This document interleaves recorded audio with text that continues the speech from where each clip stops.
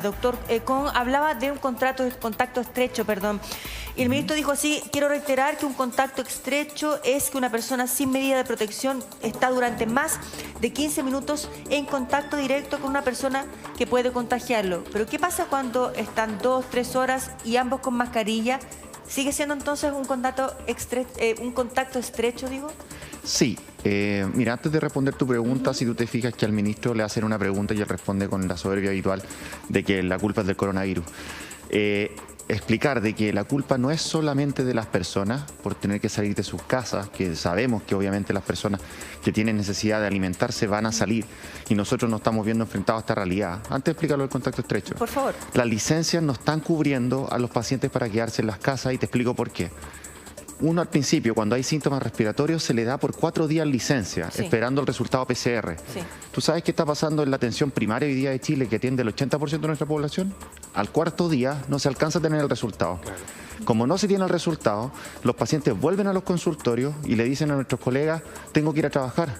O, ¿cómo lo hago? Porque me van a echar de la pega. Claro. Y sigue esperando el examen. Claro. Exacto, claro. Y los exámenes se están demorando en Pudahuel 20 días, Recoleta 30 días. Entonces, ¿qué hacemos con nuestros vecinos que hoy día tienen que salir a trabajar y más encima los estamos culpando a ellos y decimos que la culpa es exclusivamente de ellos? Si en realidad aquí hay algunos vacíos que nosotros tampoco nos podemos hacer cargo. ¿Cómo lo hago yo para inventar una licencia para ese paciente? ¿Te fijas? Entonces me parece que ese tipo de respuestas no van en la línea de lo que necesitamos nosotros para ayudar a nuestros vecinos, a nuestros pacientes. Eso es lo primero. Sí, doctor, antes de ir al tema del contacto estrecho, quería aprovechar lo que usted señala para preguntarle también a los senadores, senador Girardi, senador Alamán. Comencemos del senador Alamán con respecto a esta responsabilidad finalmente de quién es. Obviamente uno puede decir es compartida, pero ahí tal vez se diluye. ¿Qué responsabilidad cree usted que tiene efectivamente la autoridad en lo que está pasando en nuestro país? A ver, Polo, yo lo que diría es lo siguiente. A mí me hubiera gustado, particularmente porque estamos partiendo una semana tan crítica, una cuenta un poco distinta. ¿En qué sentido? Que más allá, por supuesto, de los datos y de la información, hubiera habido un foco en lo que yo creo son los 3 ajustes que hay que hacer a esta estrategia. La primera, y esto tiene que ver con la pregunta, tiene que ver precisamente con lo que podríamos denominar una cuarentena que no se está aplicando con la drasticidad que corresponde.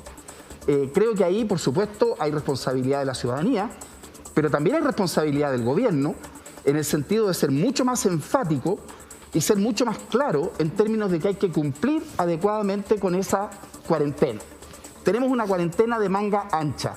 Si uno ve, por ejemplo, y estas fueron las cifras del fin de semana, la cantidad de movimiento que se realiza en comunas que supuestamente están con cuarentena, lo que se demuestra es que esa cuarentena no se está cumpliendo y no se está fiscalizando. Entonces a mí me hubiera gustado una actitud más enfática en ese sentido. En segundo lugar, el tema de las residencias sanitarias.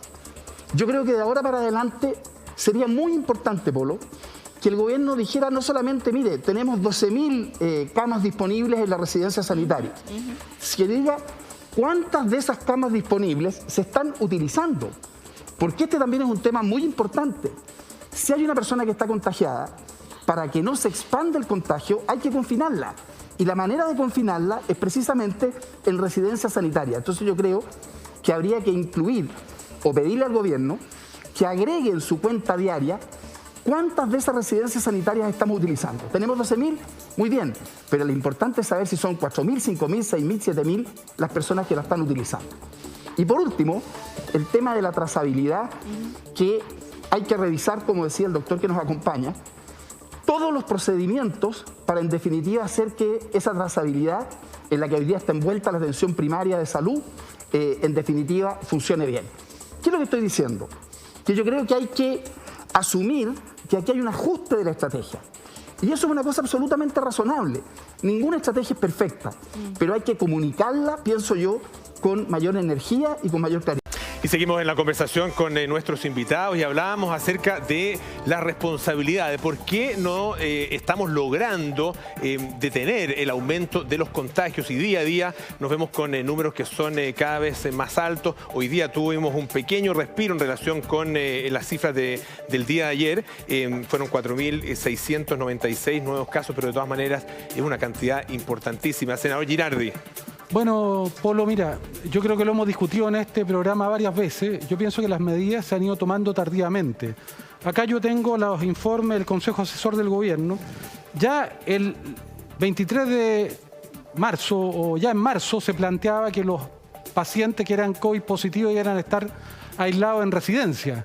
Todavía tenemos que una fracción mínima está en residencia. Están en residencia de los 25.000 activos, solo 2.767, o sea, el 10%. Y el 90% sigue en sus casas hacinadas, seguramente contagiando.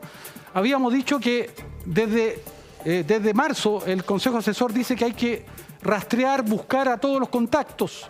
¿Cuántos contactos tenemos? Debemos tener cerca de 250.000 a 500.000 contactos, porque son 25.000 activos, cada uno en promedio debe tener ya 20 contactos. Esa persona debiera estar en cuarentena. No estar en cuarentena, ni siquiera una minoría, pero además el doctor Kong plantea un tema que es muy importante, el de la licencia médica. Hoy día, a los casos sospechosos que se llaman, tiene licencia médica por 4 días. Es el problema que tiene, primero, que no le pagan los 3 primeros, porque se paga la licencia entera solo si es más de 11 días. Luego ese paciente, cuando le confirman que tiene que ir nuevamente a buscar la licencia. Por lo tanto, es muy difícil que las personas positivas hagan el aislamiento. Pero imagínense para el tema de los que tienen que cuarentenarse, los contactos. Un contacto se tiene que cuarentenar por lo menos 14 días, esa es la norma.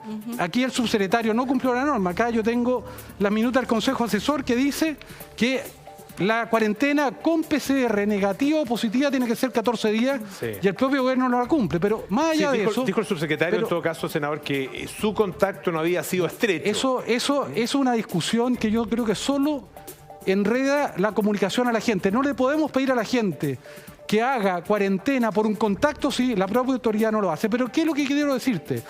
Para hacer la cuarentena de los contactos de estos, que hay que buscar estos 250.000 a 500.000, hay que darle una licencia médica.